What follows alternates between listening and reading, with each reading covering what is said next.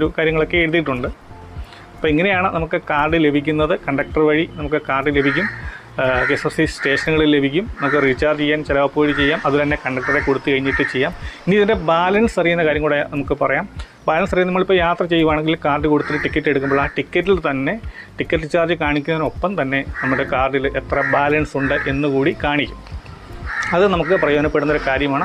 മാത്രമല്ല ഈ ഒരു കാർഡ് നമുക്ക് കൈമാറ്റം ചെയ്യപ്പെടാം. നമ്മുടെ ബന്ധുക്കൾക്കോ കൂട്ടുകാർക്കൊക്കെ കൊടുത്തിട്ട് അവർക്ക് ഈ ഒരു കാർഡ് വെച്ചിട്ട് യാത്ര ചെയ്യാനും സാധിക്കും. അതൊരു ഉപകാരപ്രദമായ ഒരു കാര്യമാണ്. ഒപ്പം തന്നെ ഈ കാർഡ് നഷ്ടപ്പെട്ടു പോയി കഴിഞ്ഞാൽ മറ്റുള്ളവർക്ക് അത് മിസ്യൂസ് ചെയ്യാനും സാധിക്കും. അപ്പോൾ കാർഡ് നമ്മൾ